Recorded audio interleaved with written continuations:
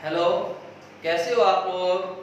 मैं मंदिर Gautam target institute कानलर के ऑफिशियल चैनल पर आप लोगों का हार्दिक स्वागत करता हूं।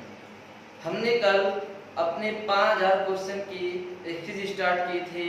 उसमें हमने 25 क्वेश्चन आपको दिए थे, जिसमें से 5 क्वेश्चन के आंसर आप लोगों को देने थे कमेंट्स बॉक्स में। समीन जी ने 5 में से 4 क्वेश्चन के आंसर करेक्ट दिए हैं और अन्य कोई भी आंसर नहीं दे पाया। तो दोस्तों, अब हम 5 क्वेश्चन देखते हैं कि उनके आंसर क्या थे। उसमें से 21 क्वेश्चन था, सेना को वेतन देने की प्रणाली का विधान किसने किया था। 21 क्वेश्चन था, सेना को वेतन देने की प्रणाली का विधान किसने किया था। तो सेना को वेतन देने की प्रणाली का विधान अलाउद्दीन खिलजी ने किया था। अलाउद्दीन खिलजी। अलाउद्दीन खिलजी खिलजी वंश से था। अलाउद्दीन खिलजी खिलजी वंश से था। हम बात करते हैं दिल्ली सल्तनत की। तो दिल्ली सल्तनत पर 5 वंशों ने शासन किया। तो कई बार एग्जाम में पूछा जाता है कि वे 5 राजवंश किस प्रकार थे, समय के अनुसार क्रमबद्ध कीजिए। तो देखते हैं, सबसे पहला जो वंश आया दिल्ली सल्तनत पर वो था गुलाम वंश। दूसरा वंश खिलजी वंश। तीसरा वंश था तुगलक वंश। इसके बाद चौथा वंश सैयद वंश और अंतिम और 5वां वंश था लोधी वंश। दिल्ली सल्तनत पर 5 राजवंशों ने शासन किया।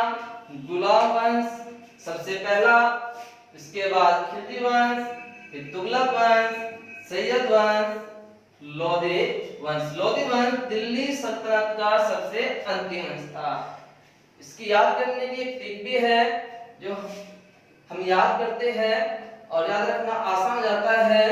जैसे गुड़ खा तसले में, हमारी देसी ट्रिक है, इसमें में साइलेंट रहता है। इस ट्रिक में हम में को साइलेंट करते हैं। गे से गुलाम वंश, ख से खिलजी वंश, त से तुगलक वंश, स से सैयद वंश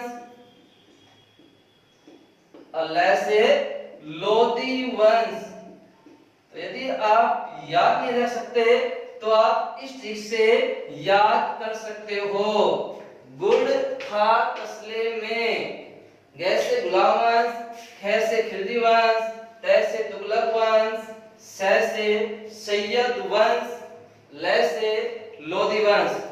तो हमारा नेक्स्ट क्वेश्चन था 22वां क्वेश्चन, संविधान के किस अनुच्छेद में यह कहा गया कि प्रत्येक राज्य प्राथमिक स्तर पर मातृभाषा में शिक्षा प्रदान किए जाने के लिए पर्याप्त सुविधा उपलब्ध कराएगा। तो इसका आंसर हो जाएगा ऑप्शन 3 350 ए, आर्टिकल 350 ए। हमारा 23वां क्वेश्चन था, प्रोटीन के निर्माण में आधारभूत, प्रोटीन के निर्माण में आधारभूत इकाई होते हैं। प्रोटीन निर्माण में आधारभूत इकाई क्या होते हैं, 23वां क्वेश्चन था, जिसका आंसर आपको कमेंट्स बॉक्स में देना था। आज फिर हम 5 क्वेश्चन आपको देंगे जिनका आंसर आपको कमेंट्स बॉक्स में देना है। देखते हैं आज कितने बच्चे सही आंसर दे पाते हैं। तो अमीनो अम्ल, अमीनो अम्ल प्रोटीन की आधारभूत इकाई होते हैं। अमीनो अम्ल से मिलकर प्रोटीन का निर्माण होता है। अमीनो अम्ल से प्रोटीन का निर्माण होता है। प्रोटीन की आधारभूत इकाई होते हैं अमीनो अम्ल। तो इस क्वेश्चन का आंसर था अमीनो अम्ल। 24वां क्वेश्चन था हमारा, निम्नलिखित में से कौन सा रोग बैक्टीरिया से होता है? तो कौन सा रोग बैक्टीरिया से होता है? तो तपेदिक। ऑप्शन पहला ठीक था, तपेदिक बैक्टीरिया से होने वाला रोग है। हमारा कल का अंतिम क्वेश्चन था, भारत सेवक समाज की स्थापना किसने की? तो भारत सेवक समाज की स्थापना गोपाल कृष्ण गोखले द्वारा 1905 में की गई थी। भारत सेवक समाज की स्थापना 1905 में गोपाल कृष्ण गोखले द्वारा की गई थी। ये थे कल के क्वेश्चन। अब देखते हैं आज के नए क्वेश्चन। तो क्वेश्चन नंबर हम 26 से स्टार्ट करेंगे। कल हमारे 25 क्वेश्चन हो चुके थे। आज देखते हैं हम अपना पहला क्वेश्चन, क्वेश्चन नंबर 26। तो क्वेश्चन नंबर 26 है आज की क्लास का पहला क्वेश्चन। वह अंग जो मानव शरीर में पित्त उत्पन्न करता है, वह अंग कौन सा है जो मानव शरीर में पित्त उत्पन्न करता है? देखते हैं हम। जैसे ये यकृत हो गया, लीवर, तो लीवर में पित्त का निर्माण होता है। निर्माण के बाद पित्ताशय, पित्ताशय में पित्त स्टोर होता है। पित्त का निर्माण यकृत में होता है और स्टोर पित्ताशय में होता है। पित्त बनता है यकृत में, लीवर में बनता है, और जो इकट्ठा होता है पित्ताशय में इकट्ठा होता है। यदि पित्त की बात करें हम, पित्त अक्षारीय द्रव होता है। पित्त अक्षारीय द्रव होता है, हल्के पीले रंग का। पित्त का पीएच मान कितना होता है? तो 7.35 से 7.45 के बीच पित्त का पीएच मान होता है। 7.35 से 7.45 के बीच होता है। पित्त बनता है यकृत में, इकट्ठा होता है पित्ताशय में। पित्त अक्षारीय द्रव होता है, हल्के पीले रंग का। पित्त का पीएच मान 7.35 से 7.45 होता है। जिन बच्चों को आंसर नहीं पता वो सभी बच्चे इनको नोट करते रहना, ठीक है? सभी बच्चे जिनको आंसर नहीं पता वो सभी बच्चे क्वेश्चन को नोट करते रहना और प्रत्येक क्वेश्चन के आंसर भी नोट कर लेना। तो हमारा नेक्स्ट क्वेश्चन है क्वेश्चन नंबर 27। इसका आंसर हो जाएगा नेक्स्ट का यकृत। अगला क्वेश्चन है क्वेश्चन नंबर 27। न्यूट्रॉन वे कण होते हैं जिनमें होता है, न्यूट्रॉन वे कण होते हैं जिनमें होता है। तो न्यूट्रॉन पर कोई आवेश नहीं होता, न्यूट्रॉन पर कोई आवेश नहीं होता। न्यूट्रॉन की खोज किसने की? न्यूट्रॉन कहां पर स्थित होता है? तो क्वेश्चन ये बनते हैं, न्यूट्रॉन पर कोई आवेश नहीं होता। परमाणु, परमाणु किसी भी पदार्थ का सबसे छोटा कण होता है। परमाणु किसी भी पदार्थ का सबसे छोटा कण होता है। आपसे पूछा जा सकता है परमाणु पर कैसा आवेश होता है? तो परमाणु पर कोई आवेश नहीं होता। आपको ये भी याद रखना है परमाणु पर कोई आवेश नहीं होता, परमाणु उदासीन होता है। परमाणु में एक नाभिक होता है, नाभिक के अंदर प्रोटॉन और न्यूट्रॉन होते हैं। परमाणु के नाभिक में प्रोटॉन न्यूट्रॉन होते हैं। प्रोटॉन पर धनावेश और न्यूट्रॉन पर कोई आवेश नहीं होता। नाभिक के चारों ओर कक्षाओं में इलेक्ट्रॉन चक्रण करते हैं। परमाणु के नाभिक के चारों ओर कक्षाओं में इलेक्ट्रॉन चक्रण करते हैं। इलेक्ट्रॉन पर ऋणावेश होता है। इलेक्ट्रॉन पर ऋणावेश, परमाणु के नाभिक में प्रोटॉन पर धनावेश, न्यूट्रॉन पर कोई आवेश नहीं होता। न्यूट्रॉन पर कोई आवेश नहीं होता। कई बार ये क्वेश्चन पूछा जाता है कि परमाणु के नाभिक की खोज किसने की? तो आंसर आता है रदरफोर्ड। रदरफोर्ड ने परमाणु के नाभिक की खोज की। तो क्वेश्चन ये भी बनता है कि इलेक्ट्रॉन, प्रोटॉन और न्यूट्रॉन की खोज किसने की? इलेक्ट्रॉन पर ऋणावेश, प्रोटॉन पर धनावेश, न्यूट्रॉन पर कोई आवेश नहीं होता। इलेक्ट्रॉन की खोज जे थॉमसन द्वारा की गई। प्रोटॉन की खोज किसने की थी? गोल्डस्टीन द्वारा की गई। न्यूट्रॉन की खोज चैडविक द्वारा की गई। हम पढ़ते रहते हैं कि प्रोटॉन की खोज रदरफोर्ड ने की।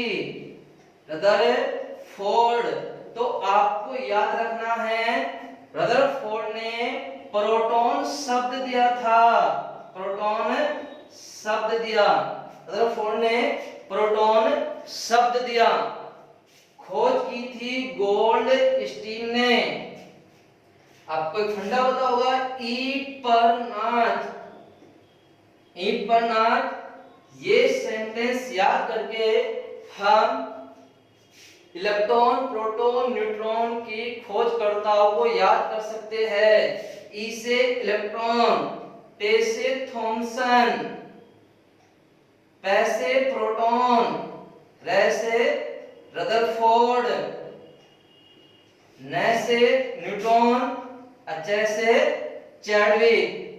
ये कण और उनके खोजकर्ता। लेकिन यहाँ पे क्या आता है? गोल्डस्टीन। खोजकर्ताओं में रदरफोर्ड ने नाम दिया था, रदरफोर्ड द्वारा नाम दिया गया था। परमाणु एक उदासीन कण होता है। परमाणु के नाभिक में प्रोटॉन, न्यूट्रॉन होते हैं। प्रोटॉन पर धनावेश, न्यूट्रॉन पर ऋणावेश होता है। नाभिक के चारों ओर कक्षाओं में इलेक्ट्रॉन होते हैं। इलेक्ट्रॉन पर ऋणावेश होता है। इलेक्ट्रॉन की खोज थॉमसन, प्रोटॉन की गोल्डस्टीन और न्यूट्रॉन की खोज चैडविक द्वारा की गई थी। तो हम अब लेकर चलते हैं अपना next question, question number 28। Question number 28। तो क्वेश्चन नंबर 28 है हमारा, एसआई पद्धति में लेंस की शक्ति की इकाई है। तो लेंस की शक्ति की इकाई क्या है? मीटर। तो मीटर किसकी इकाई है? लंबाई की। लंबाई को मीटर में मापा जाता है। वाट इकाई है शक्ति की। डायोप्टर इकाई है लेंस की शक्ति की। लेंस की शक्ति की इकाई है डायोप्टर। डायोप्टर को हम डी से निरूपित करते हैं। डी से निरूपित करते हैं। लेंस की शक्ति P बराबर होती है 1/f। लेंस की शक्ति P बराबर होती है 1/f। डायोप्टर याद रखना आप लोगों को, ये भी f क्या होता है? फोकस दूरी। फोकस दूरी, लेंस की फोकस दूरी, P पावर शक्ति लेंस की, D डायोप्टर मतलब इकाई मात्रक। आपको एक चीज और याद रखनी है, यहाँ पर फोकस दूरी मीटर में लेते हैं, फोकस दूरी आप लोगों को मीटर में लेनी है। Railway group D NTPC ALP में पूछा जा सकता है कि फोकस दूरी कितनी है तो लेंस की शक्ति क्या होगी, तो हम ज्ञात कर सकते हैं इस फॉर्मूले से लेंस की शक्ति को, शक्ति P बराबर 1/f डायोप्टर। तो क्वेश्चन था हमारा 28, इसका आंसर क्या होगा डी, लेंस की शक्ति की इकाई क्या है डायोप्टर। अब चलते हैं हम नेक्स्ट क्वेश्चन पर, क्वेश्चन नंबर 29।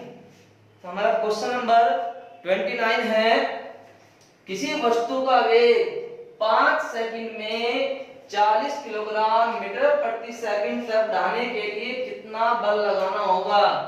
सबसे पहले इंपोर्टेंट डाल लो इस क्वेश्चन को, रेलवे ग्रुप डी के एग्जाम में पूछा गया है। तो कितना बल लगाना होगा 5 सेकंड में 40 किलोग्राम मीटर प्रति सेकंड तक संवेग को बढ़ाने के लिए। तो बल F बराबर क्या होता है delta P upon delta T। परिभाषा के अनुसार संवेग परिवर्तन की दर को, संवेग परिवर्तन की दर को बल कहते हैं। संवेग परिवर्तन की दर को बल कहते हैं। तो मान रख देंगे F बराबर डेल्टा P का मान क्या दिया गया है 40 मीटर प्रति सेकंड, तो 40 रख देंगे। डेल्टा T समय अंतराल क्या दिया गया है 5 सेकंड, और डिवाइड करने पर क्या आएगा 8 न्यूटन, न्यूटन बल का मात्रक। तो आंसर क्या होगा 8 न्यूटन। हम चलते हैं अपने नेक्स्ट क्वेश्चन पर, उतार लेना बच्चों इस क्वेश्चन को, अच्छा क्वेश्चन है railway group D NTPC LP के एग्जाम के लिए। नेक्स्ट क्वेश्चन है हमारा 30 क्वेश्चन नंबर 30 पर चलते हैं हम।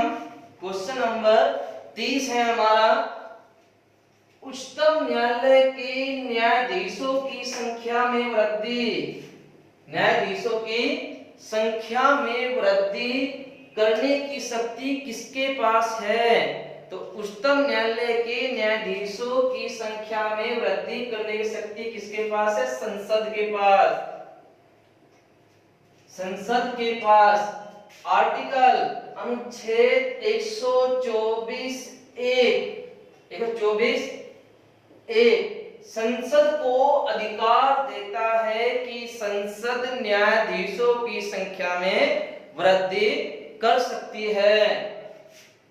जैसे कुछ दिन पहले ही संसद ने न्यायाधीशों की संख्या में वृद्धि की थी।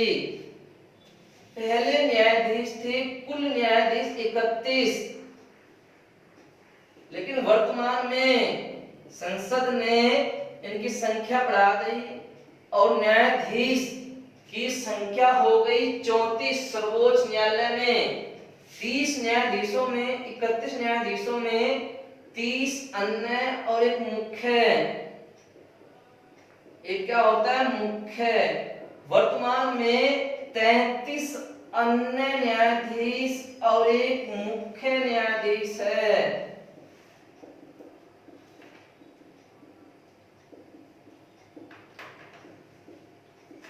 अब क्वेश्चन बनता है कि संसद क्या है, संसद किससे मिलकर बनती है, संविधान में इसका वर्णन किस अनुच्छेद में है संसद का वर्णन।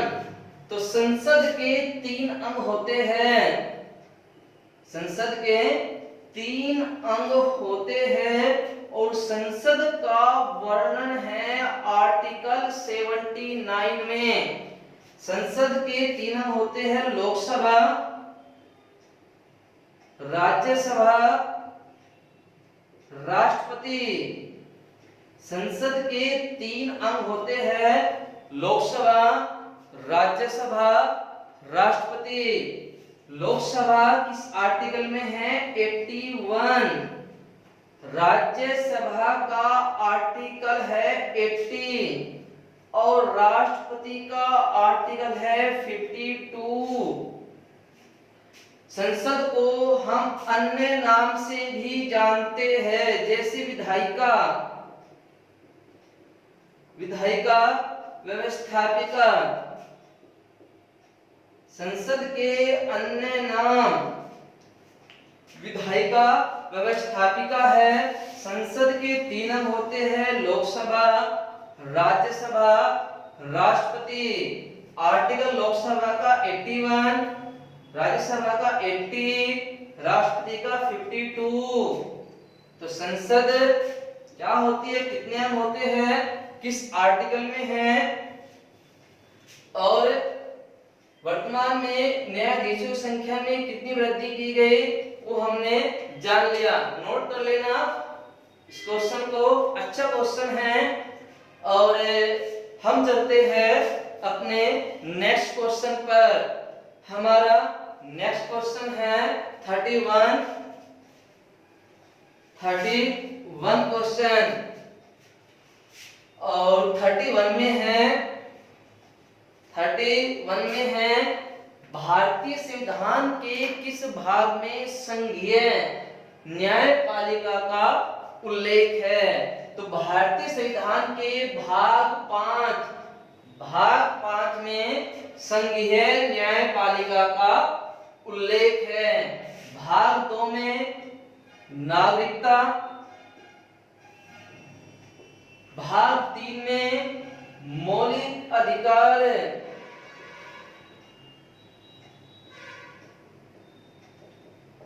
और भाग 4 में नीति निर्देशक तत्व है। याद रखना है, संविधान के भाग 2 में किसका वर्णन है? संविधान के भाग 2 में नागरिकता का वर्णन है, भाग 3 में मौलिक अधिकार, भाग 4 में नीति निर्देशक तत्व, भाग 5 में संघीय न्यायपालिका का उल्लेख है। तो नोट करना, सही बच्चे नोट करना इस क्वेश्चन को, सही बच्चों को 31 क्वेश्चन। इसके बाद नेक्स्ट क्वेश्चन 32 क्वेश्चन तो लेकर चलते हैं। नोट कर लिया होगा आप लोगों ने, जल्दी जल्दी नोट करो। और नेक्स्ट क्वेश्चन है हमारा 32 क्वेश्चन। सुभाष चंद्र बोस ने कांग्रेस से इस्तीफा कब दिया?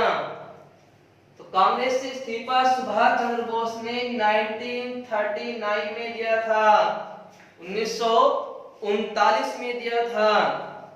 तो सुभाष चंद्र बोस ने इस्तीफा क्यों दिया, देखते हैं हम।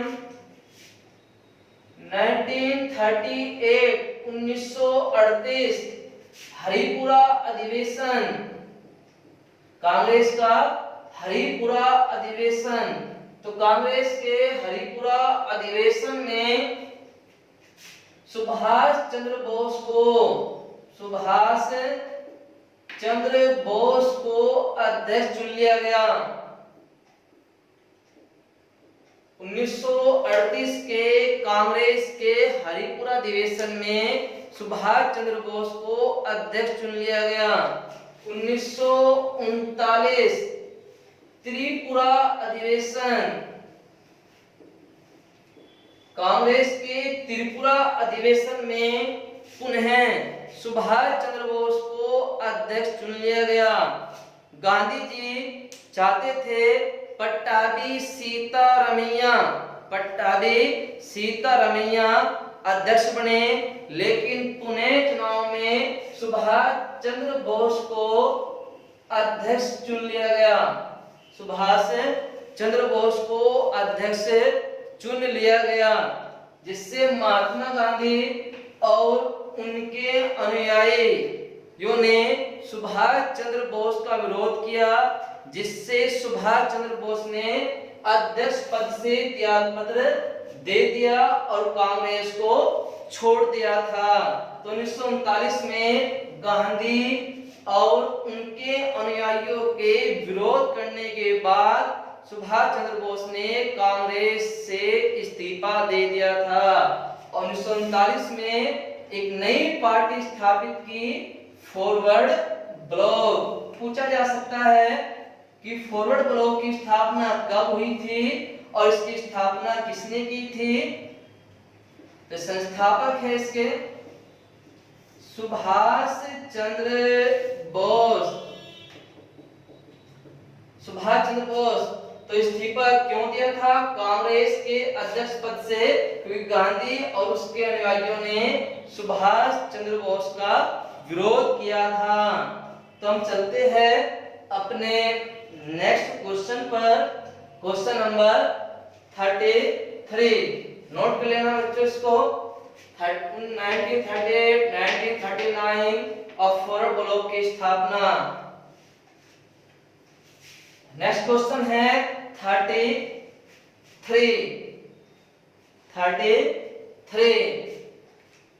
सन 1690 में किस भारतीय नगर की खोज जोब चार्नोक द्वारा की गई?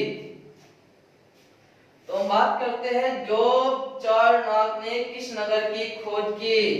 एक नगर सुल्तानती गोविंदपुर कालीकाता। जो चार्नोक एक अंग्रेज थे और इनको सुल्तानती गोविंदपुर कालीकाता का अधिकार प्राप्त हुआ और इन्होंने इन तीनों को मिलाकर 1690 में एक नगर की स्थापना की। वो नगर था कोलकाता। जोब चार्नोक ने सुल्तानती गोविंदपुर कालीकाता 3 नगरों को मिलाकर 1690 में कोलकाता नगर की स्थापना की। मैं आप लोगों को इन 3 के नाम भी पूछा जा सकता है एग्जाम में कि किन 3 को मिलाकर कोलकाता नगर बसाया गया था जोब चार्नोक द्वारा। तो 3 कौन से हैं? सुल्तानती गोविंदपुर कालीकाता। तो नेक्स्ट क्वेश्चन पर चलते हैं, क्वेश्चन नंबर 34। तो क्वेश्चन नंबर 34 है हमारा, क्वेश्चन नंबर 34। महमूद गजनवी के आक्रमण का सामना करने वाला भारतीय शासक कौन था? तो आपको सभी को पता होगा महमूद गजनवी ने भारत पर 17 बार आक्रमण किया। महमूद गजनवी ने भारत पर 17 बार आक्रमण किया था। इसके आक्रमण का उद्देश्य है भारत में धन लूटना था। इतिहास में महमूद गजनवी को बुत सिकन भी कहा जाता है। बुत सिकन इंग्लिश में बोलते हैं आइकनोक्लास्ट, मूर्ति भंजक। बुत सिकन कहा जाता है महमूद गजनवी को इतिहास में। बुत सिकन का मतलब है बुत मतलब मूर्तियों को तोड़ने वाला। महमूद गजनवी लूटता था, मंदिरों को तोड़ दिया करता था, मूर्तियों को तोड़ दिया करता था। यही कारण है कि महमूद गजनवी को इतिहास में बुत सिकन कहा गया। तो महमूद गजनवी ने 17 बार आक्रमण किए। पहला आक्रमण 1001 ईस्वी में 1001 ईस्वी में भारत की सीमावर्ती क्षेत्रों पर हुआ, सीमावर्ती क्षेत्रों पर हुआ, जहां का राजा था जयपाल। तो महमूद गजनवी का प्रथम आक्रमण जयपाल के विरुद्ध हुआ, जिसमें पहले आक्रमण में जयपाल की पराजय हुई और पराजय होने के बाद जयपाल ने आत्महत्या कर ली थी। सबसे प्रसिद्ध आक्रमण महमूद गजनवी का 16वां आक्रमण था। 16वां आक्रमण 1025 में हुआ था। सोमनाथ के मंदिर पर आक्रमण, सोमनाथ के मंदिर पर आक्रमण। ये काफी पूछा जाने वाला क्वेश्चन है कि महमूद गजनवी ने किस वर्ष सोमनाथ के मंदिर को लूटा था, और वो महमूद गजनवी का कौन सा आक्रमण था? 16वां आक्रमण था। सोमनाथ के मंदिर की लूट थी। 17वां अंतिम आक्रमण जाटों के विरुद्ध था, जाटों के विरुद्ध था। महमूद गजनवी ने 17 बार भारत का आक्रमण किया, जिसके आक्रमणों का उद्देश्य भारत से धन लूटना था। पहला आक्रमण जयपाल के विरुद्ध हुआ, भारत की सीमावर्ती क्षेत्रों पर। 16वां आक्रमण काफी इंपोर्टेंट रहता है, अक्सर कर पेपर में पूछा जाता है कब हुआ, 1025 में कौन सा आक्रमण था और कहां पर हुआ? सोमनाथ के मंदिर पर हुआ था। 17वां आक्रमण जाटों के विरुद्ध था। इसका आंसर क्या होगा?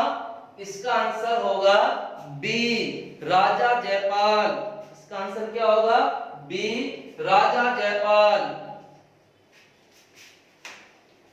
नेक्स्ट क्वेश्चन को लेकर चलते हैं। नेक्स्ट क्वेश्चन है हमारा क्वेश्चन नंबर 35। उदयगिरी के पत्थर में कांटे गुफाएं किस राज्य में स्थित है? ओडिशा राज्य। ओडिशा राज्य में एक राजा हुए, राजा खारवेल। राजा खारवेल, राजा खारवेल के समय उदयगिरी में पत्थरों को काटकर गुफाओं का निर्माण किया गया था। तो उदयगिरी कहां पड़ता है? ओडिशा राज्य में पड़ता है। उदयगिरी राजा खारवेल के समय उदयगिरी के पत्थरों को काटकर गुफाओं का निर्माण किया गया था।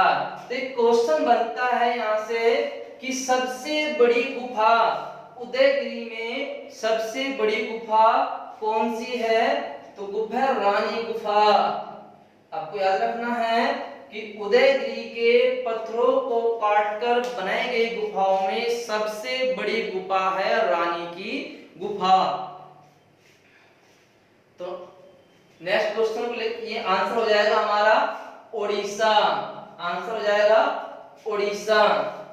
तो क्वेश्चन है हमारा अगला 36 क्वेश्चन, 36 क्वेश्चन।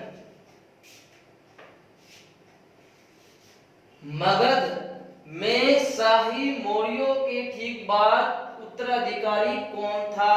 तो मौर्यों के बाद उत्तराधिकारी कौन था? किस वंश ने शासन किया मौर्यों के बाद मगध की गद्दी पर? मगध की गद्दी पर मौर्यों के बाद किस वंश ने शासन किया? पता होगा आप लोगों को, नंद वंश के अंतिम शासक कौन थे? घनानंद। नंद वंश के अंतिम शासक घनानंद को चंद्रगुप्त मौर्य ने हराकर, चंद्रगुप्त मौर्य ने हराकर मगध पर मौर्य वंश की स्थापना की। नंद वंश के अंतिम शासक घनानंद को हराकर चंद्रगुप्त मौर्य ने मगध पर मौर्य वंश की स्थापना की थी। मौर्य वंश के अंतिम शासक बृहद्रथ की हत्या, बृहद्रथ की हत्या पुष्यमित्र शुंग द्वारा की गई। पुष्यमित्र शुंग मौर्य वंश के अंतिम शासक कौन थे? बृहद्रथ। बहुत बार एग्जाम में पूछा गया है, आप लोगों को इंपोर्टेंट करके नोट डालना है। मौर्य वंश के अंतिम शासक कौन थे और इनकी हत्या किसने की, और इनकी हत्या के बाद मगध पर किस वंश की स्थापना हुई? तो बृहद्रथ की हत्या पुष्यमित्र शुंग द्वारा की गई और पुष्यमित्र शुंग ने मौर्यों के बाद एक नए वंश की स्थापना की, मगध की गद्दी पर शुंग वंश। तो इसका आंसर हो जाएगा डी। मौर्यों के बाद शुंग वंश का शासन आया था। नोट करना है आप लोगों को। और चलते हैं हम अपने नेक्स्ट क्वेश्चन पर। नेक्स्ट क्वेश्चन है हमारा 37 क्वेश्चन।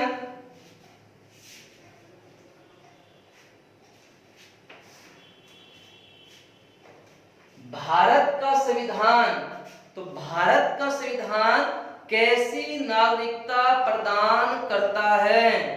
क्वेश्चन है भारत का संविधान कैसी नागरिकता प्रदान करता है?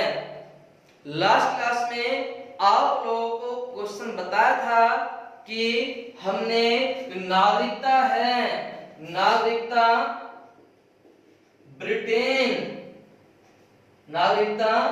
ब्रिटेन के संविधान से ली है।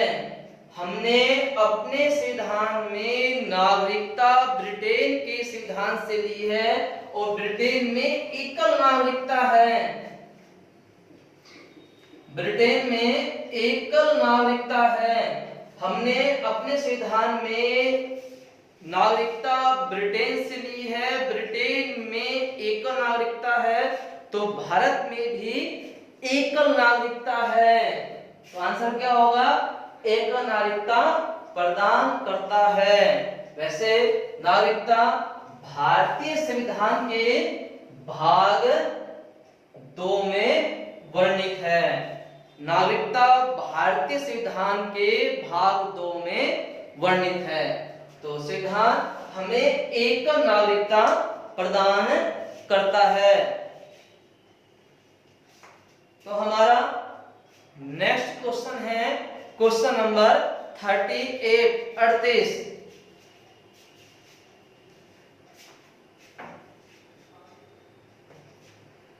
राज्यपाल को शपथ ग्रहण कौन करवाता है? राज्यपाल को शपथ ग्रहण कौन करवाता है? राज्यपाल होता है भारत में, राज्यपाल को शपथ ग्रहण करवाता है उच्च न्यायालय का मुख्य न्यायाधीश। तो भारत में राज्यपाल की शपथ ग्रहण की प्रक्रिया है तो वो पूरी कराई जाती है उच्च न्यायालय के मुख्य न्यायाधीश द्वारा। देखो, राज्यपाल की भारत में नियुक्ति होती है और राज्यपाल की नियुक्ति भारत में कौन करता है? तो राष्ट्रपति। राष्ट्रपति भारत में राज्यपाल की नियुक्ति करता है। बात करते हैं आयु। राज्यपाल बनने के लिए भारत में कितनी आयु होनी चाहिए? कम से कम 35 वर्ष पूरी कर चुका हो। कम से कम 35 वर्ष पूरी कर चुका हो। अधिक से अधिक आयु का कोई प्रावधान नहीं है। कम से कम 35 वर्ष होनी चाहिए, अधिक से अधिक कोई प्रावधान नहीं है। तो भारत में राज्यपाल को शपथ दिलाता है हाई कोर्ट का मुख्य न्यायाधीश। यदि हाई कोर्ट का मुख्य न्यायाधीश नहीं है तो वरिष्ठ न्यायाधीश शपथ दिलाएगा। नियुक्ति होती है राष्ट्रपति द्वारा। आयु 35 वर्ष भारत में होनी चाहिए। तो अगला क्वेश्चन है हमारा, नोट कर लेना। और अगला क्वेश्चन है 39 क्वेश्चन।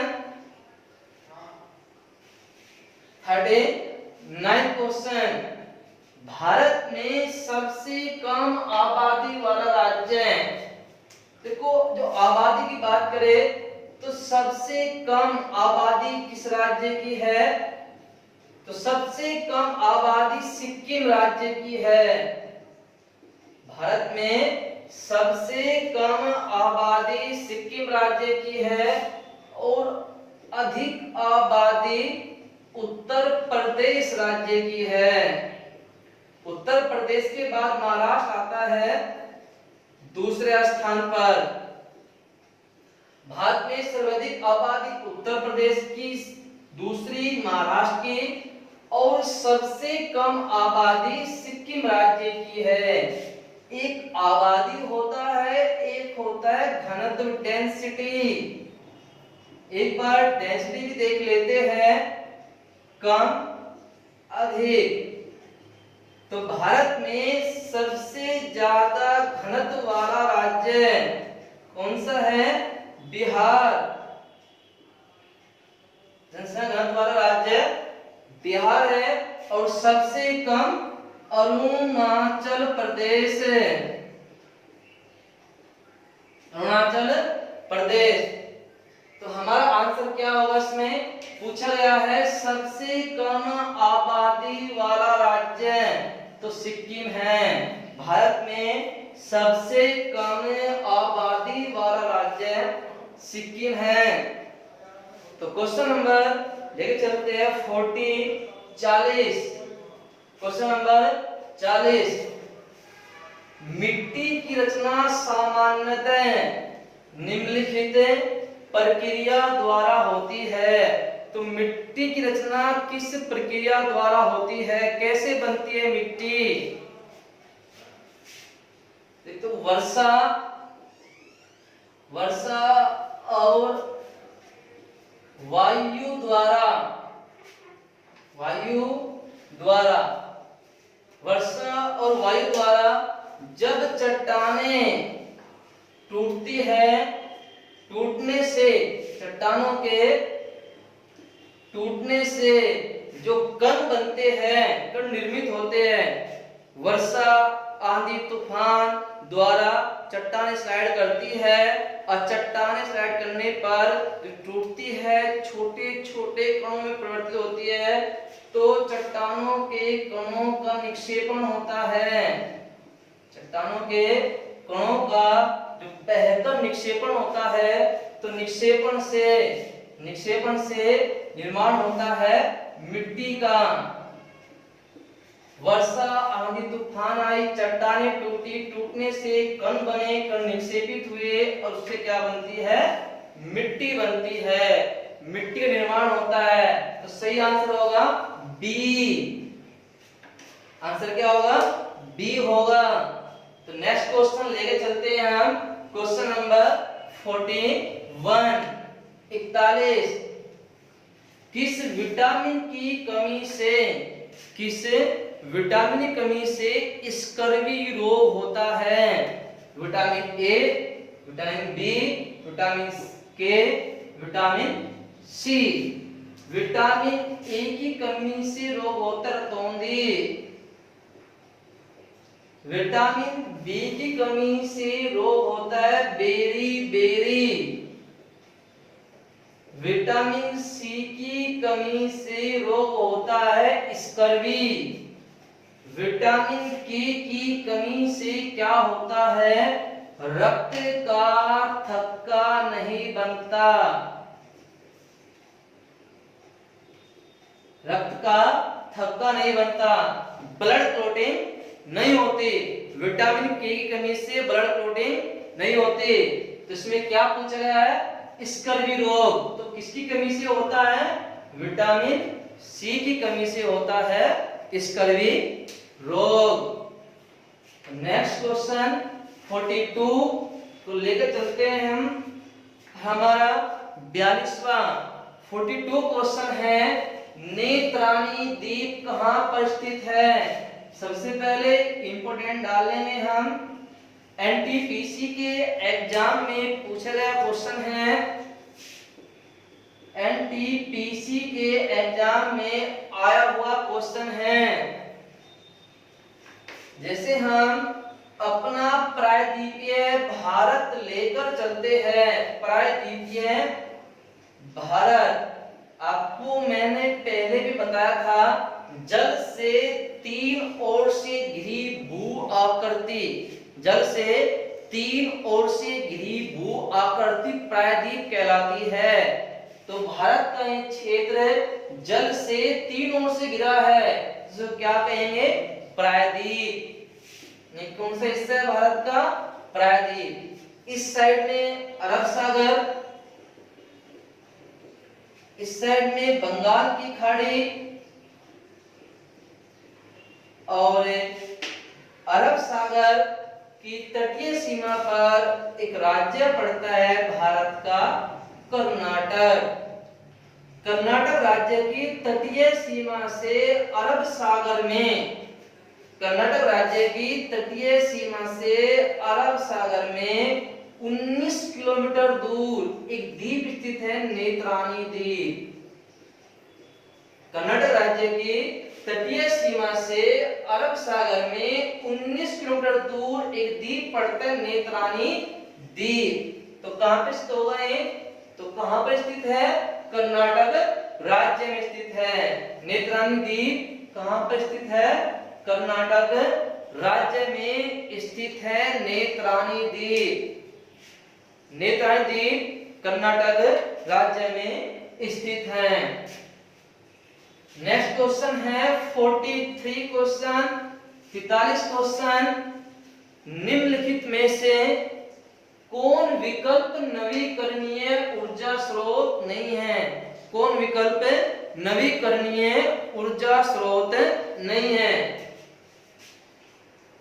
नवीकरणीय ऊर्जा स्रोत क्या होता है, ऊर्जा के ऐसे स्रोत, ऊर्जा के ऐसे स्रोत जो कभी नष्ट नहीं होने वाले, नष्ट नहीं होने वाले, ऊर्जा के ऐसे स्रोत जो कभी नष्ट नहीं होने वाले नवीकरणीय स्रोत कहलाते हैं। ऊर्जा के ऐसे स्रोत जो कभी नष्ट नहीं होने वाले वे स्रोत नवीकरणीय ऊर्जा स्रोत कहलाते हैं। जैसे सौर, सूर्य, तो सूर्य एक नवीकरणीय ऊर्जा स्रोत है, ये कभी समाप्त नहीं होने वाला। वायु, वायु भी एक नवीकरणीय ऊर्जा स्रोत है, क्योंकि वायु भी कभी समाप्त नहीं होने वाली है। समुद्र की लहरें, समुद्र की लहरें भी एक नवीकरणीय ऊर्जा स्रोत है। कोयला, कोयला, कोयला भविष्य में नष्ट हो जाएगा, सभी खदानों में से कोयला समाप्त हो जाएगा, और कोयला समाप्त होने के बाद कोयला नहीं रहेगा, और कोयला क्या हो गया, नवीकरणीय ऊर्जा स्रोत नहीं है। कोयला भविष्य में समाप्त हो जाएगा, कोयला नवीकरणीय ऊर्जा स्रोत नहीं है। तो आंसर क्या होगा, कोयला। तो नेक्स्ट क्वेश्चन है हमारा 44 क्वेश्चन, मिजोरम की राजधानी का क्या नाम है। तो मिजोरम की राजधानी क्या है, आइजोल। मिजोरम की राजधानी क्या है, आइजोल। शिलोंग किस राज्य की राजधानी है, मेघालय। कवारती लक्षद्वीप की राजधानी है, कवारती लक्षद्वीप की राजधानी है। मेघालय की शिलोंग है, मिजोरम की आइजोल है, और इम्फाल किसकी राजधानी है, मणिपुर। मणिपुर राज्य की राजधानी इम्फाल है, मणिपुर राज्य राजधानी इम्फाल। तो सही आंसर क्या होगा, मिजोरम की राजधानी आइजोल। ऑप्शन नंबर बी ठीक होगा। तो नेक्स्ट क्वेश्चन लेके चलते हैं 45। जब एक जहाज दिनांक रेखा को पश्चिम से पूर्व की ओर पार करता है। दिनांक रेखा को जब एक जहाज पश्चिम से पूर्व की ओर पार करता है तो क्या प्रभाव पड़ता है, अब देखते हैं हम। पृथ्वी पर ऊपर से नीचे की ओर खींची जाने वाली रेखाओं को देशांतर रेखा कहते हैं। देशांतर रेखाओं की संख्या 360 होती है। देशांतर रेखाओं की संख्या 360 होती है। पृथ्वी पर ऊपर से नीचे की ओर खींची जाने वाली रेखाएं देशांतर रेखाएं कहलाती हैं। देशांतर रेखाओं की संख्या 360 होती है। 180 देशांतर पर दिनांक रेखा खींची गई है। दिनांक रेखा 180 पर दिनांक रेखा खींची गई है। यदि कोई जहाज पश्चिम से पूर्व की ओर जाता हुआ इस दिनांक रेखा को पार करता है, दिनांक रेखा को पार करता है, पार करते ही एक दिन की कमी हो जाती है। माना कि यहां पर सोमवार था, जैसे ही पार किया तो कौन सा दिन हो गया, रविवार। एक दिन कम हो जाता है। एक दिन कम होना अर्थात एक दिन का लाभ हो जाता है। जैसे कोई व्यक्ति दिनांक रेखा को पार करता है पश्चिम से पूर्व की ओर तो एक दिन पार करते ही कम हो जाता है, अर्थात एक दिन का लाभ हो जाता है। यदि कोई व्यक्ति या जहाज पूर्व से पश्चिम की ओर पार करता है तो पार करते ही एक दिन बढ़ जाता है, एक दिन की वृद्धि हो जाती है। माना कि इस दिशा में बुधवार था, जैसे ही पार किया इस रेखा को पार करते ही बृहस्पतिवार हो जाता है, अर्थात एक दिन की वृद्धि हो जाती है, एक दिन की हानि हो जाती है। वृद्धि एक दिन की जाती है अर्थात एक दिन की हानि हो जाती है। तो सही आंसर क्या होगा इसका, पश्चिम से पूर्व की ओर पार कर रहा है तो उसको एक दिन का क्या होगा, लाभ होगा। सोमवार था, पार करते क्या हो जाता है, रविवार, तो एक दिन का लाभ हो जाता है, एक दिन कम हो जाता है। तो हम चलते हैं नेक्स्ट क्वेश्चन पर, क्वेश्चन नंबर 46 उतार लेना, इसको समझ लेना। और नेक्स्ट क्वेश्चन है हमारा 46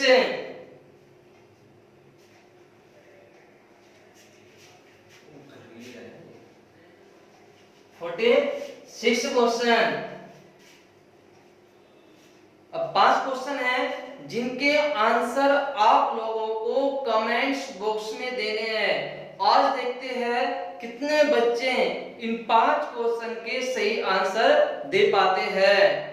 तो पहला क्वेश्चन है जो आपको कमेंट्स बॉक्स में आंसर देने हैं, वायुमंडल की बाह्यतम परत को कहा जाता है। वायुमंडल की सबसे बाहरी परत को क्या कहते हैं, एक्सोस्फीयर, आयोनोस्फीयर, स्ट्रेटोस्फीयर, ट्रोपोस्फीयर। तो क्या कहा जाता है, कमेंट्स बॉक्स में बताना है। जो बच्चा सही आंसर देगा सभी क्वेश्चन के तो कल उसका नाम हम क्लास में बताएंगे कि ये बच्चा सही आंसर दे पा रहा है। नेक्स्ट क्वेश्चन है क्वेश्चन नंबर 47 47 भारतीय संविधान का प्रारूप किस व्यक्ति द्वारा तैयार किया गया। तो किस व्यक्ति ने भारतीय संविधान का प्रारूप तैयार किया, पंडित जवाहरलाल नेहरू, महात्मा गांधी, डॉक्टर राजेंद्र प्रसाद या BN राव। तो नेक्स्ट क्वेश्चन है, बताना आप कमेंट्स बॉक्स में इस क्वेश्चन का आंसर। नेक्स्ट क्वेश्चन है 48 क्वेश्चन। शक्ति कहलाती है, शक्ति को क्या कहते हैं? कार्य करने की दर, कार्य करने की अक्षमता, दशा परिवर्तन की दर, गति परिवर्तन की दर। तो इसका भी आंसर कमेंट्स बॉक्स में देना है आपको। नेक्स्ट है प्याज है, 49 क्वेश्चन।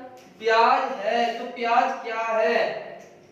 परकन, बल्ब, ट्यूबर, कोन। तो क्या है आपको बताना है, प्याज क्या है, परकन है, बल्ब है या क्या चीज है।